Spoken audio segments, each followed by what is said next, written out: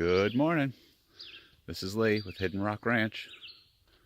I'm up here today trying to get the chipper on our tractor working.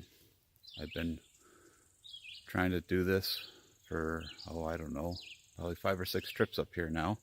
And every time I come up here, something doesn't quite go together right. And of course, all my tools are an hour and a half away. So we're gonna see what we got here. So here's the chipper on the back of our New Holland tractor. And the problem I have been struggling with is the PTO shaft. The one that came with it is just barely long enough. Actually, it's not quite long enough. If you park in the wrong spot, it'll fall apart on you. The two halves will come apart. So I bought a new one, cut it to length, and the holes in the collar don't quite line up with the holes that are in that shaft. So I have to remount the hole a little bit with my drill. However, the drill doesn't have clearance to fit straight through.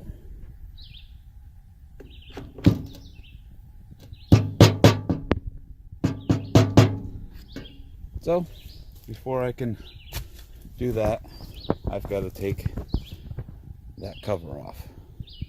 Not a big deal, a couple pins, but just one more step. All right, let's get to it.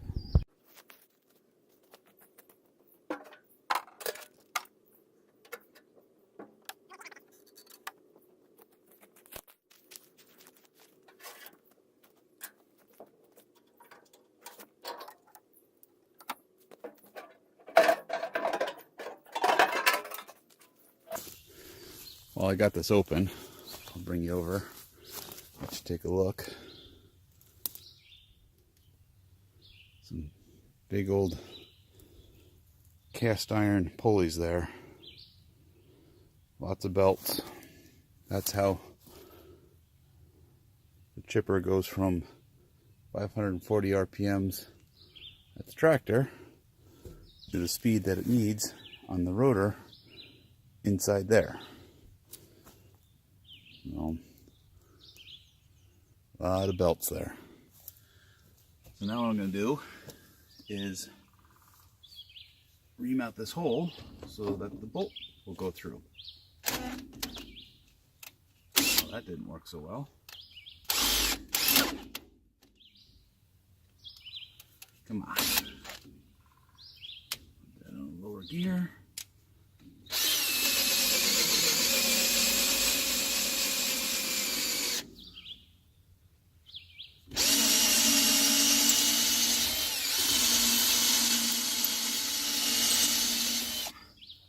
Okay, now that that's reamed out, let's try the shear pin. Come on, really? So we're not quite there yet,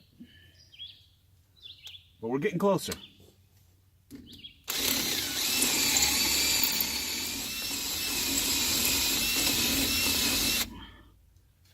Now, I don't want to ream it out too much because then there'll be slop in it. Look at that. Perfect. Beautiful. We may actually get this up and running. So I'm using a nylon lock nut on this. That way it doesn't back off and I lose the nut and then the bolt flops around and breaks prematurely.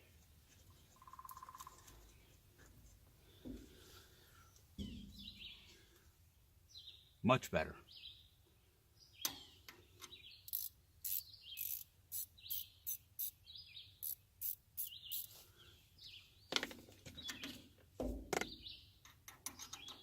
I like using the box ends. It seems to hold on much better.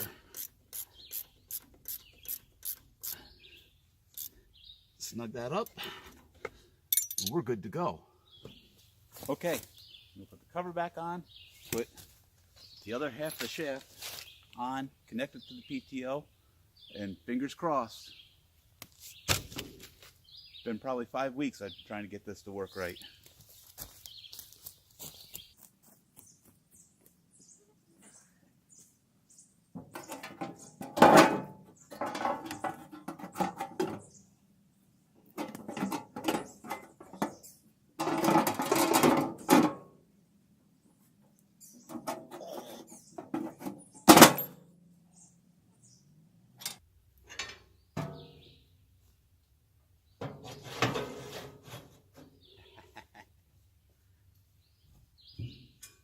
I even remembered where I put the cotter pin.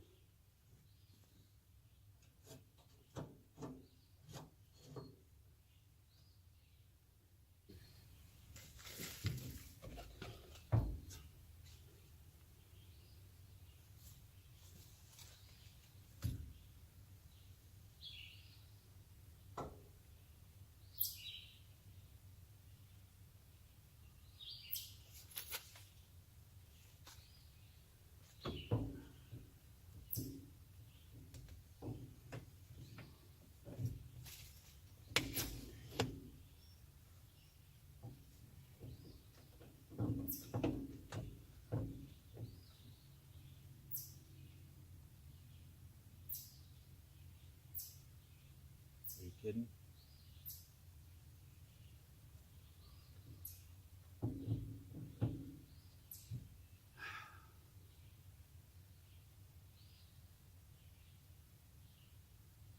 Well,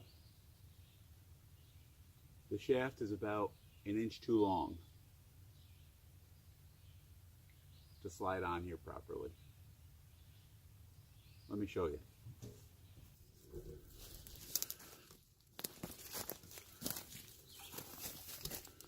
You see that? That knuckle has to fit onto that shaft. I got to shorten the shaft. I'll be back.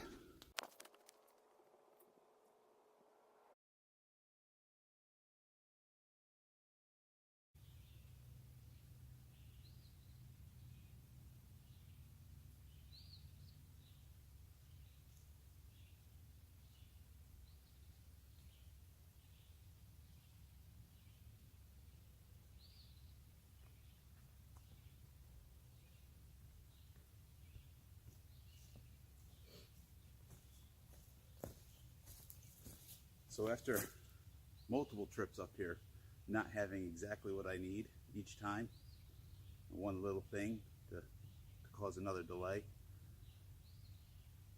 I remembered to bring my grinder this time, just in case. Good thing. Now let's get to cutting that shaft.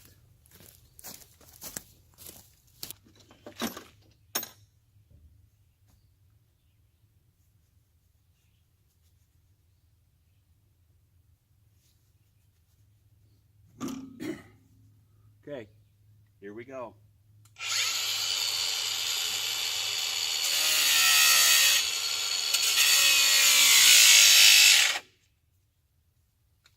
And that is why you bring extra batteries.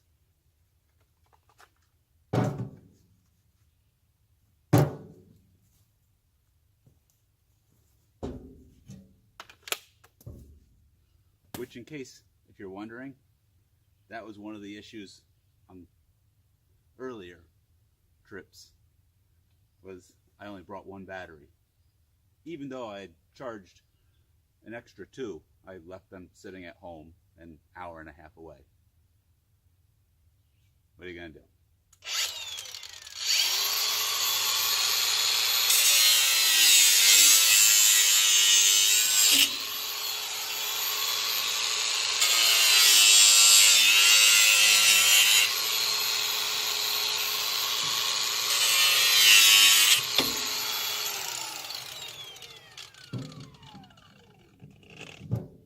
So the first step in cutting a shaft is to, let's get that out of my face, the protective sleeve needs to be cut back. Then you you throw that over your shoulder.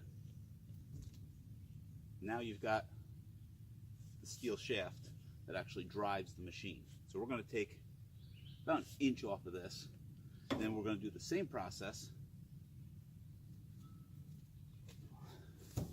on the other half.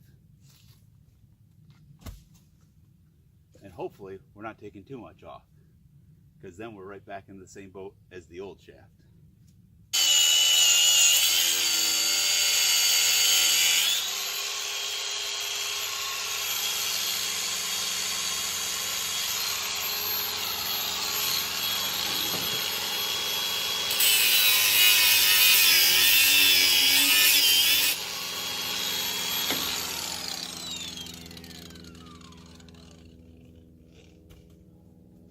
All right, it wins.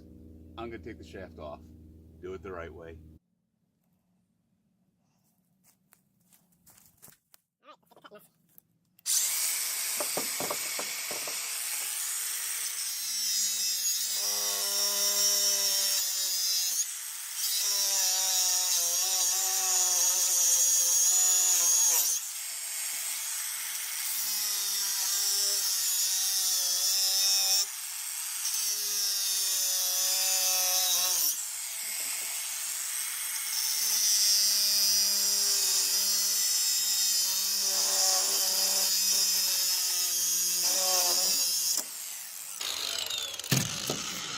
So that wasn't so bad. I'm gonna cut the other one and be right back with you. I got the shaft cut. Now we're gonna put it back on here and then connect to the tractor. And positive thinking says it's all gonna work.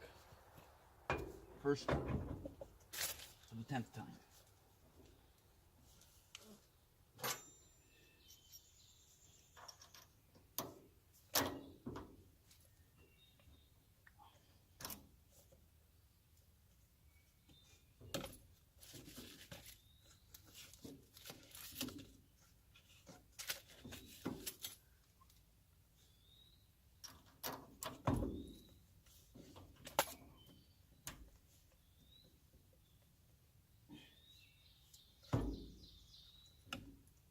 We got our grade 8 shear pin in there. Put our nut on it.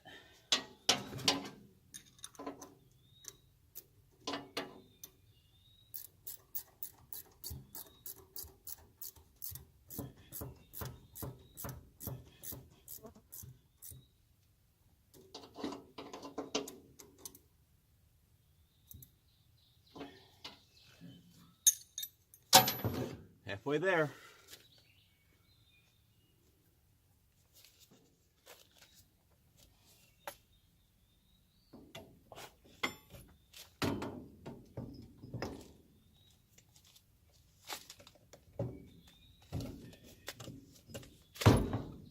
All right, I gotta go get a file, deburr that.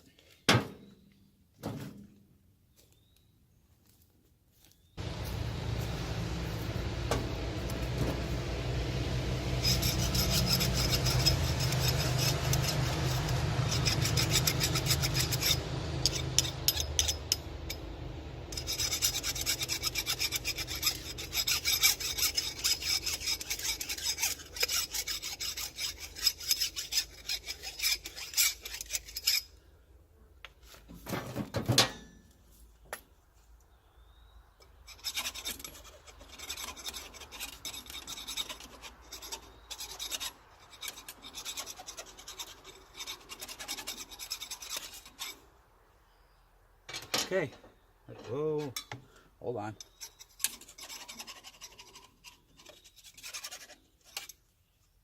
There. That feels much better.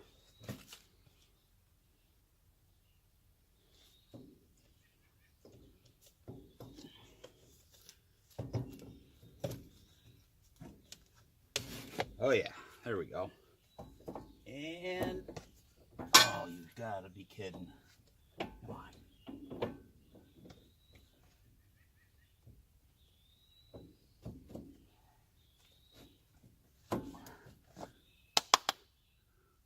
Look at that. 6 weeks of trips up here, it finally works. Awesome.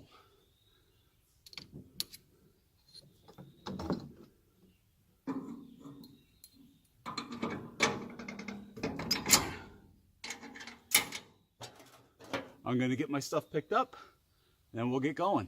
I'll bring you back then.